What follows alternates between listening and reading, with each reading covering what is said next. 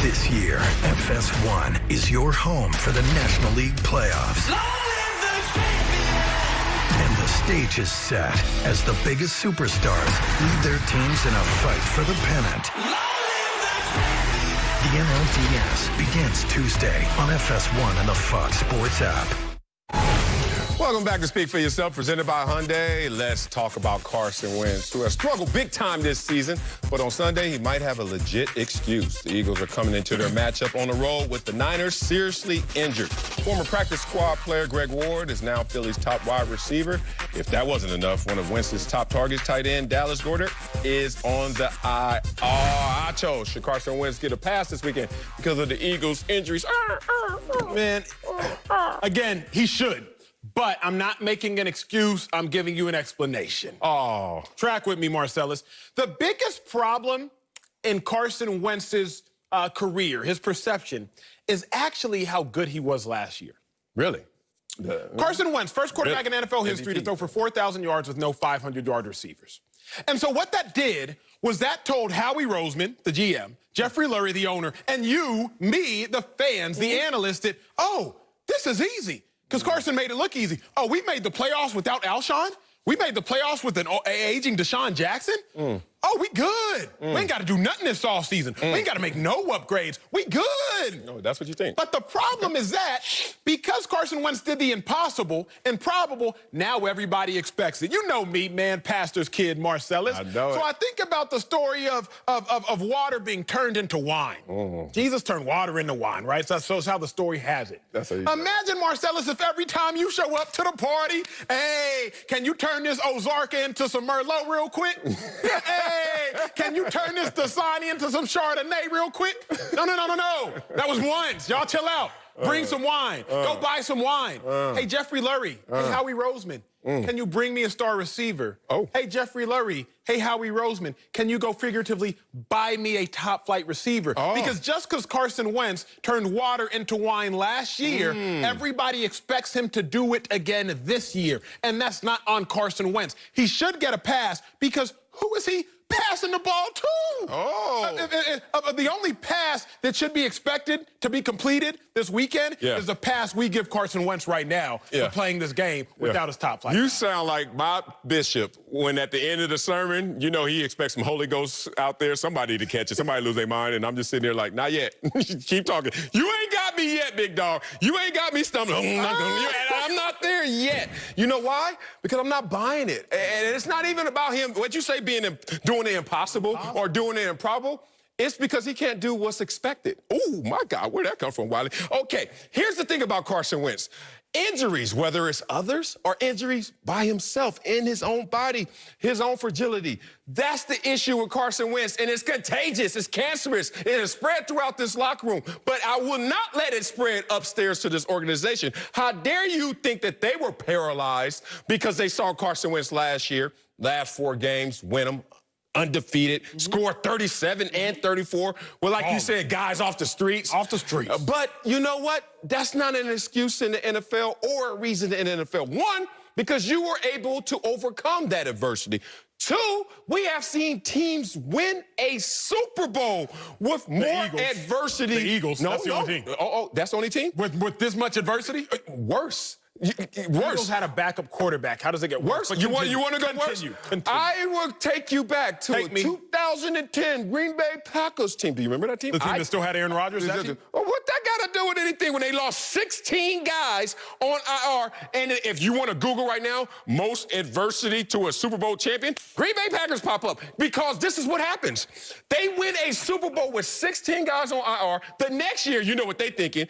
Oh, my God, it's on. We're going to get healthy and we're going to ball out. They did.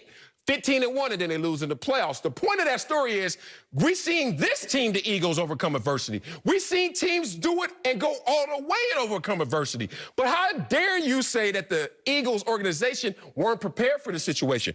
since you're a Philadelphia Eagle lover, do you know a guy by the name of Arcega-Whiteside? J.J. Arcega-Whiteside. Say his name louder. J.J. Arcega-Whiteside. Okay, because we ain't heard. He has 10 career catches, Marcellus. In how many years? 22 targets. In how many years? In a year and a half. A year and 3 days. He's been in the league how long? And he's not doing a damn thing. What round was he drafted in? Second round, sir. Second round? Oh, my God. You act like Carson Wentz was not given things around him. For some reason, a second-round pick has not been able to hit with Carson Wentz. For some reason, Carson Wentz is able 1 month at the last part of last season to overcome this, and now this year is going to drown him. For one reason, and only one reason only, this team cannot do what the Green Bay Packers did in 2010, because they ain't got Aaron Rodgers type of ability at the quarterback position. Marcellus, that was stinking. while you think you have a W, right? That's what you think you have. Throwing up the W. When you separate them, all you have is 2 L's. Jameis Winston And you, W. sir, are both lazy and a liar. Let me tell you why. You keep calling me a liar. Number one. You know me too well. Number one, Marcellus, how can you be so lazy? And this is how Marcellus does his research. Super Bowl team to go through the most adversity on Google. Fast like that. Can you get a little bit deeper into the notes? Go. I know Marcellus cooks the books. So while he was talking, I did some Googling. I typed in most adversity to a Super Bowl champion. And after you get past the videos at the top. And all of the Packers. No. Yep, You get to the third thing is Philadelphia Eagles. Nick Foles overcomes adversity en route to the Super Bowl. You at home, Google it and see that this man is a liar. Yes. It wasn't the Packers. Was that Carson Wentz? Was that Carson Wentz? But it was the team going through adversity. Can you change your settings from instead of recent to historical? That's what I have on my settings. And second of all, stop using Chrome, use Safari. Okay, just letting you know how I do it. Clap your hands, everybody. If you got what it takes. Because I'm Curtis Blow, and I want you to know these are the breaks. Curtis Blow told us that, 50 years ago? These are the breaks. You cannot go roster to roster in the NFL and start talking about who's on IR, who's not. You know why? Cowboys have 10 guys on IR. Eagles have 11. It's about which guys. Good. I'm glad you fell into that trap. Because the San Francisco 49ers, their opponent, Jimmy G, where you at? Where you at? Nick Bosa, where you at? Where you at? Richard Sherman, where you at? Where you at? They played the Giants. They played the Giants. They played the terrible Giants. And that's this week. They play each other. The point of it is, if you're going to walk into an NFL game and start counting receipts on who's injured and who not, you're never going to win. Here's what I have to do, because I have to count receipts because it matters. It's not just that they got hurt. It is who got hurt. Cowboys without both their starting offensive tackles. The Giants without their star running back. But let me put it in perspective, because I got full screens. Let's look at the Eagles depth chart in May, ladies and gentlemen, because now I'm really going to hammer this point home. Eagles depth chart in May. Just try to digest some of this. Obviously, you got Wentz, you got Miles Sanders. Zoom in on the receivers, you at home with your eyes. You see Alshon, you see Deshaun, you see first-round pick Jalen Reagor. Then at tight end, you see a guy by the name of Dallas Goedert, okay? Remember this. Then at offensive line, Andre Diller's at left tackle, Sayamalu's at left guard, right guard is Brandon Brooks. Okay, now let's look at the Eagles depth chart right now. That was May. That was just 4 months ago. Now look at their depth chart right now. Wait a second.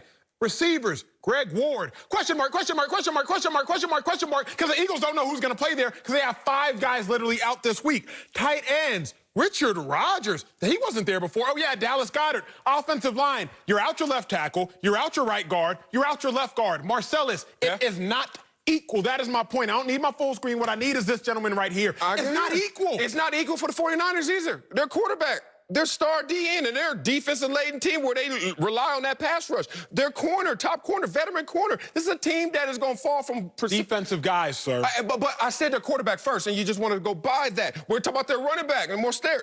The point of this is is that how you say that? Everybody out there has issues, Acho. You want to highlight their issues, and then here's the worst part about it. Everyone's dealing with injuries, but you want to say ours are worse, even though the Cowboys have 10 guys. And then you look at the 49ers, they have 6 guys on IR. But here's the worst part. Then you use that to lower the expectations or give the excuse mattress and say explanation mattress and say that. When I remember Tom Brady, year after year, finding who knows who and making him a household name. That was the thing. But he did that last year. That's my point. That's my point. But I said Tom Brady did it year after year. Aaron Rodgers has done it before. All I'm saying is, Carson Wentz, you making that type of money, you got to have that type of special sauce, and we don't see it. But here's the biggest condemnation that you, Marcellus, are putting on Carson Wentz is this. Hey, Carson Wentz, the impossible that you just did last year, hey, do that again. That's not impossible. But nearly the first quarterback in NFL history, 4,000 yards, no 500-yard receivers. Now, let me say this, because let me address you made a great point. The Niners are down a couple defensive guys. The Cowboys are down guys. And quarterback. But here's the thing. If the Niners were losing games, we'd be like, man, head coaching problem. The issue at hand for Carson is this. He's losing his help. If the Eagles were down all their defensive guys, that has nothing to do with Wentz. The problem is Wentz's help is gone. The only receiver this week is Greg Ward. He was a starting quarterback at the University of Houston. That is who Greg Ward is. He was not brought up to be an NFL receiver. He wasn't even brought up to be a receiver. The dude has been a receiver for 2 years of his life. Oh, my God. So hold on. When I see Jimmy G gone, I see Deebo Samuel gone, see Mostert that was going in and out. I saw Jordan Reed in and out the lineup. It's nothing. No one cares. That doesn't leave the building in terms of concern. But you want to make it something that we're sitting up here and our heart's supposed to be out for Carson Wentz. Hell no. When you keep bringing up that quarterback in college, Greg Ward, who turned into a pro receiver. Oh, how dare you? How can you convert him? Oh, I have to throw to a former quarterback. Tom Brady made Julian Edelman a borderline Hall of Famer as a former collegiate quarterback. Acho, I'm just letting you know, no matter how you spin it, it's still going to be the